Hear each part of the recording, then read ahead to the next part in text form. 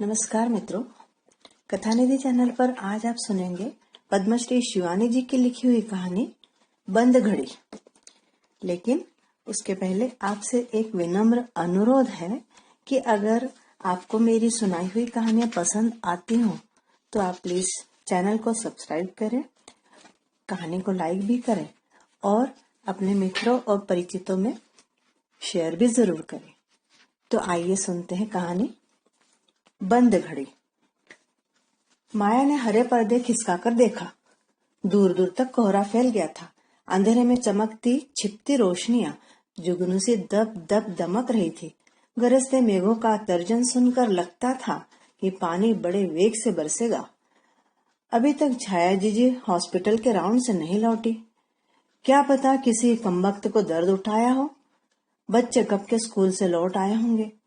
झुंझलाकर माया ने छाता उठा लिया और जीजी के खानसामे से बोली, जीजी से कहना मैं आई थी, मैं बड़ी देर तक रुकी रही और कल फिर आऊंगी। कोहरा चीर कर वह घर की ओर चल दी। कितनी अच्छी पिक्चर आई थी, लव इन द आफ्टरनून, और जीजी ने तो सब चौपट ही कर दिया। अब कल का ही दिन बीच में है, परसों फिर मेरे पैरों में बेड़ियां पड़ जाएंगी। बुध को ही तो लौटेगा गिरीश। खैर कल ही सही, कल जीजी को फिर कोई निगोड़ी मरीज न बांध बैठे। घर पहुंची तो गोल कमरे की बत्ती जल रही थी। रानी खेत की हिम शीतल बयार और हृदय के आतंक ने उसे कंपा दिया।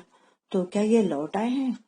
वह भीतर गई ही थी कि सोनिया भागती हुई आई और उससे लिपट गई। मम्मी मम्मी, वह फुसफुसाकर बोली, पापा दौरे से लौट आए हैं और उनका मूड बहुत खराब है, इतना खराब।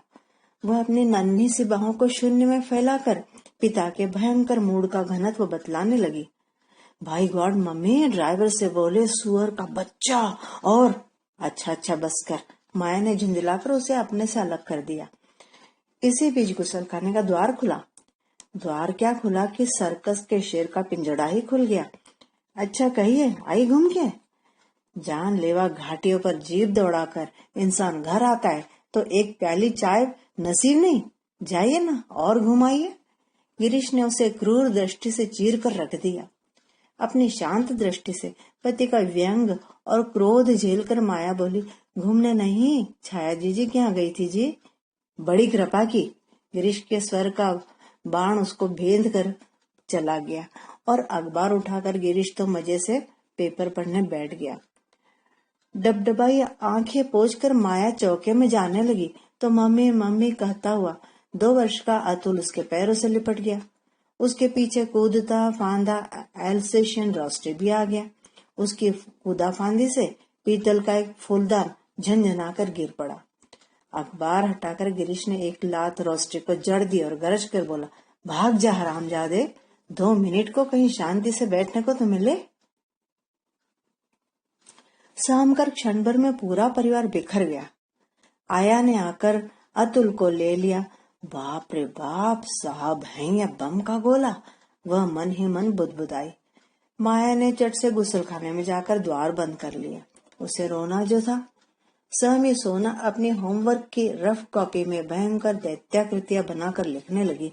पापा इज अ डेविल, पापा भूत है भूत, पापा is a big fat devil.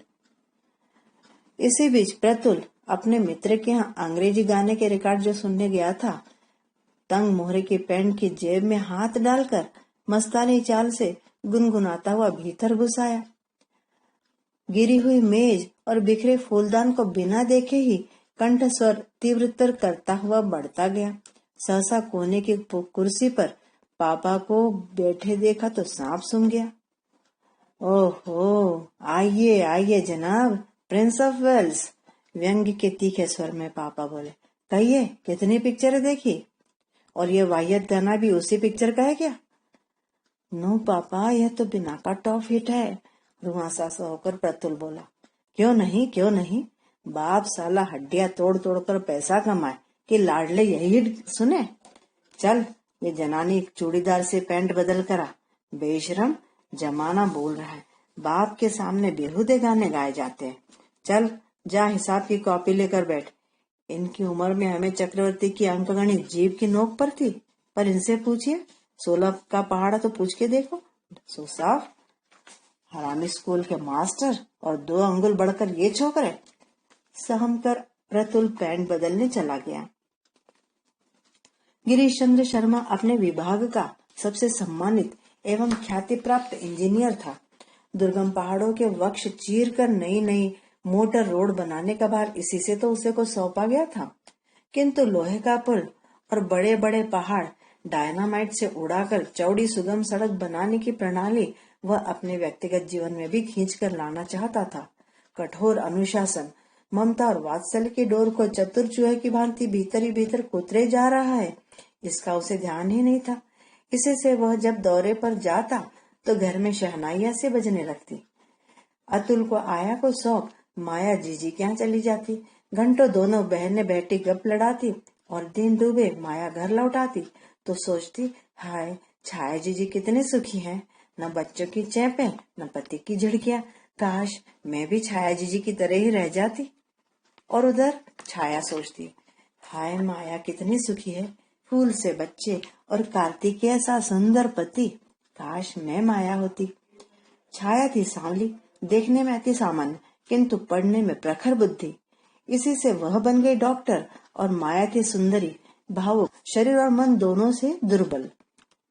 Civil surgeon पिता की लड़ैती पुत्रियां बड़े दुलार में पढ़कर बड़ी हुई थी। माया नाजुक और छोटी होने के कारण पिता के मुंह लगी थी। इसी से बड़े यत्न से उसके लिए उन्होंने वर चयन किया था। गिरीश रुड़की इंजीनियरिंग कॉलेज का मेधावी छात्र था। लाखों में एक जानकर ही उसके संपन्न ससुर ने उसे चुना था, यह वह जानता था। किंतु उनका धन वैभव उसके व्यक्तित्व को मोल तोल की डोर में कभी नहीं बांध सकेगा, यह उसने एक प्रकार से स्पष्ट ही कर दिया। माया और गिरीश का व्यक्तित्व नहले पर दहला था। झड़प होती तो माया और गिरीश सांप और नेवले की भांति आमने सामने खड़े हो जाते। जय पराजय का लेखा कब किसके पल्ले रहा कोई जान भी न पाता। माया थी भावुक और गिरीश को भावुकता से चिढ़ती। माया को शोक रंगों की साड़ियां पसंद थी, कभी कभी लिपस्टिक भी लगा लेती तो गिरीश कहता, अरे चूहा मारकर खून लगा लो ना होठों पर, और अच्छी लगोगी। माया सुनती तो जल भुन कर रह जाती। माया को रोस्ट चिकन चिंचोड़ने में स्वर्गीय आनंद आता और गिरीश को गोश्त देखकर ही उबकाइयां आने लगती। वह पक्का वेजिटेरियन था। छाया जीजी कभी कभी बड़ी चेष्टा और चातुर्य से छोटी बहन से ये सारी बातें उगलवा लेती और फिर कहती, हद है ये गिरीश, अजब कसाई है, गोया बाप नहीं हव्वा हो गया, कल ही कहूंगी मैं। वह कहती पर मन ही मन वह स्वयं उस मान मनोवल के लिए तरस कर रह जाती। कैसे अमूल्य होते होंगे वे मान अभिमान के मधुर क्षण, वह रूठना वह मनाना उसके जीवन में तो आकाश कुसुम से ही रहेंगे। उधर गिरीश उससे मन ही मन चिढ़ उठा। जब से छाया की बदली रानीखेत हो गई, माया एकदम पराई सी हो गई। पति पत्नी में बोलचाल हाहू तक ही सीमित थी। निरंकुश स्वेच्छाचारी सम्राट की भांति गिरीश ने शासन की बागडोर अव्यवस्था के भय से और कड़ी कर दी। खाने की मेज पर जब सब किलकते तो गिरीश आता, वैसे अनुशासन का कठोर मेघ सा छा जाता। यंत्रवत कौर निगल कर सब चुपचाप उठ जाते। मेज पर लगे कह कहे चुहलबाजियां जैसे सब भूल ही गए। मम्मी और पापा के सामान्य से झगड़े ने अब भीषण रूप धारण कर लिया। नन्हे मासूम भोले चेहरे बेरौनक हो गए, जैसे दुकान पर सजे बहुत पुराने खिलौने हो। घर की झुंझलाहट बाहर निकलने लगी। मेम साहब महरी और आया से बेमतलब उलझने लगी। उधर दफ्तर के हेड क्लर्क और चपरासियों पर साहब जरा जरा सी बात पर बरसने लगे। एक तो मार्च का महीना, बिलों और फाइलों का अंबार। उधर पत्नी और बच्चे मोर्चा बांधकर अलग हो गए। मम्मी और पापा के झगड़े में बच्चों की सहानुभूति मम्मी के साथ देख गिरीश जल भुन बैठा। उसने अत्याचारों की झड़ी सी लगा दी। पराठे बनते तो फुलके मांगता। पहले मूंग की दाल से कोसों दूर भागता था, अब दिन रात मूंग की दाल की फरमाइश करता और खाकर झनाक से थाली पटक देता, कभी झनक से गिलास। उधर क्रोध और झुंझलाहट से भरी माया चौके से चिमटे और संसी का जलतरंग बजाकर उसका प्रत्युत्तर दे देती। ऐसी बाढ़ आ गई जिसका कुल किनारा ही नजर नहीं आता था। लगता था क्रोध की नदी हरी भरी गृहस्थी को निगल कर ही मानेगी। एक दिन माया हल्दी की पुड़िया खोलकर संभाल रही थी कि पुड़िया के कागज पर दृष्टि दौड़ गई। फटे अखबार का पृष्ठ था। 20 वर्षीय स्त्री की दुखद मृत्यु। घर के झगड़े से ऊबकर 20 वर्षीय मिसेस खेर ने कल मिट्टी का तेल डालकर आत्महत्या कर ली। डूबते को जैसे तिनके का सहारा मिला। क्षण भर की यातना और वह सदा के लिए मुक्त हो जाएगी। आज ही वह यह संकल्प पूरा करेगी। माया की आंखें चमक उठी। खूब सबक मिलेगा बच्चों को, अकल ठिकाने आ जाएगी। जरा रख तो ले धोबी और दूध का हिसाब, चला तो ले घर का खर्चा, जान लेंगे बच्चों की कै बीसी सैकड़ा होते हैं। एक रात अतुल बीमार पड़ जाए तो छठी का दूध याद आ जाएगा। पर सहसा मातृहीन अतुल की काल्पनिक बीमारी की आशंका ने पति के प्रति प्रतिहिंसा के ज्वाला पर ठंडा पानी गिरा दिया। माँ के गले का हार पकड़े बिना अतुल तो दूध की बोतल भी मुंह में नहीं लेता। एक दिन उसे छाया के यहाँ से लौटने में देर हो गई थी तो मम्मी मम्मी चीख कर उसे बुखार हो आया था। सोनिया को स्कूल जाने से पूर्व माँ से लिपटकर नित्य कुछ पैसे वसूल करने की कुटेव है। उससे वह आम का पापड़ लेती है और खट्टी मीठी गोलियां खाती है। और उसके 100 लाड़ों का लड़ाया प्रतुल महीने में 10 अंग्रेजी के कॉमिक पढ़ता है, तभी उसका पेट सही रहता है। घर के डेफिसिट बजट को खींच खींच कर उसके पेचिश की दवा भी माया को ही जुटानी पड़ती है। स्वयं गिरीश कितना ही गर्जे उतरजे, पर माया के बिना मणिहारा सर्प सा व्याकुल हो उठता है। सो जाए भाड़ में सब। मान अभिमान से माया की छाती फूल उठी। अपनी काल्पनिक मृत्यु पर स्वयं ही उसकी रुलाई फूट पड़ी। सोनिया लौटेगी तो देखेगी नित्य के भांति मम्मी चाय की मेज पर नाश्ता सजाए खड़ी नहीं है, बड़ी सी चादर से उसकी लाश ढक दी गई है। अपराधी गिरीश विषाद से काला चेहरा लिए कुर्सी पर स्तब्ध बैठा है।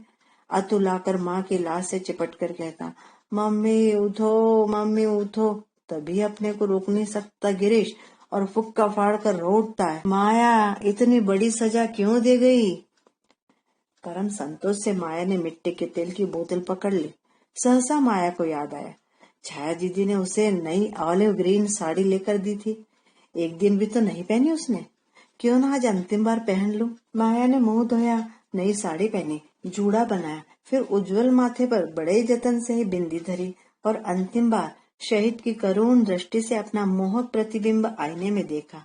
एक बार, केवल एक बार अतुल को देख लूं। उसकी यह इच्छा बड़ी बलवती हो उठी। धीरे धीरे वह दबे पैरों से गोल कमरे तक गई। अकेला बैठा अतुल बूट पॉलिश की डिबिया को फर्श पर लुढ़का रहा था और भाग भाग कर मुंह में दबाकर रोस्टियों से फिर नन्हे मालिक के चरणों पर रख रहा था। दोनों हाथों से तालियां बजाकर किलकारियां मारता अतुल फिर उसे पहिए की भांति लुढ़का दे रहा था। पुत्र की क्रीड़ारत छवि को डबडबाई आंखों में भरकर माया देहरी से ही लौट आई। घड़ी में 2 बजे थे। 3 बजे तक तो बच्चे लौट आएंगे। इससे पहले उसे अपना काम कर लेना है। इससे पहले उसे मन पक्का कर मुक्ति पा लेनी होगी। मिट्टी तेल की बोतल और दिया सलाई लेकर वह गुसलखाने में घुसने को ही थी। इस सहसा स्मरण हो आया, प्रतुल सुबह कह गया था, मम्मी मेरी सफेद कमीज में बटन टांग देना, मुझे डिबेट में जाना है। झुंझलाकर बाहर निकली और कमीज निकालकर बटन टांगने बैठ गई। कभी याद करेगा मम्मी के हाथ का टका आखिरी बटन। बेसमझ आके फिर बरसने लगी। अतुल की किलकारियां और नन्ही सी हथेली की तालियां उसके हृदय पर घन किसी चोटें कर रही थी। नहीं, अब नहीं रुकेगी वह। बाथरूम में घुसकर कुंडी चढ़ाएगी और पर क्या इतनी सुंदर ऑलिव ग्रीन कांजीवरम पर मिट्टी का तेल छिड़कना बुद्धिमानी होगा? क्यों न कोई फटी सी इकलाई पहन लूं। इसे कभी सोनिया ही पहन लेगी। एक लंबी सांस खींचकर उसने सोचा।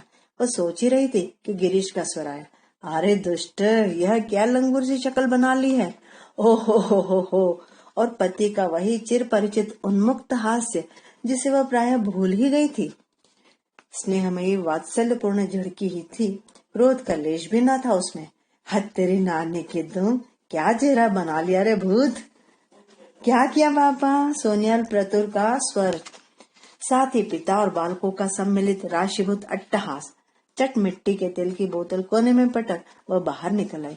घड़ी में अब भी 2 ही बजे थे। सर्वनाश, तो क्या घड़ी बंद थी?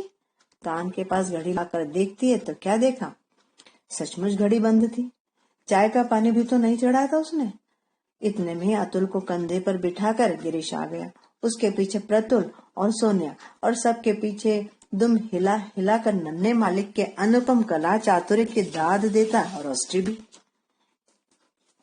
बादलों को चीर कर जैसे सहसा ही पूर्ण चंद्र की स्वच्छ चांदनी म्लान वन वनांत को रंग जाती है, ऐसे ही पुत्र को देख मधुर हास्य से माया का वेदना विकीर्ण चेहरा उज्जवल हो उठा। पति के कंधे पर बंदर का सा चेहरा बनाए अतुल विराजमान था। बूट पॉलिश की काली डिबिया से उसने अपने चंद्रमुख को नाना प्रकार से शोभित कर रखा था और अपने दो दांतों की अनुपम छटा बिखेरते फक से मुस्कुरा रहा था। पति की ओर देखकर माया ने आंखों ही आंखों में संधि पत्र पर हस्ताक्षर कर दिए। माया को देखकर अतुल उसकी गोद में आने को मचलने लगा। बाहें फैलाकर माया उसे लेने लगी तो पति के कंधे से उसका हाथ छू गया। बच्चों की दृष्टि बचाकर गिरीश ने उसकी बाह में चिमटी काट दी। माया ने स्नेहपूर्ण कटाक्ष से गिरीश की ओर देखकर अतुल को गोद में ले लिया और मन ही मन सोचने लगी, कैसे नासमझ है छाया जीजी, कहती थी तेरा पति कसाई है कसाई। कसाई भला ऐसी स्नेहभीनी हरकतें कर सकता है?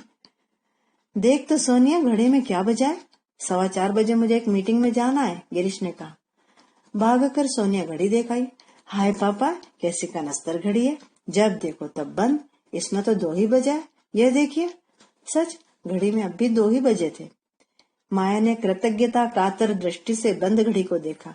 उसे लगा जैसे उस बंद निर्जीव घड़ी से सुंदर अन्य कोई वस्तु संसार में हो ही नहीं सकती। मित्रों, आपको कहानी कैसी लगी? अगर कहानी पसंद आई हो तो कमेंट करके जरूर बताइए। धन्यवाद।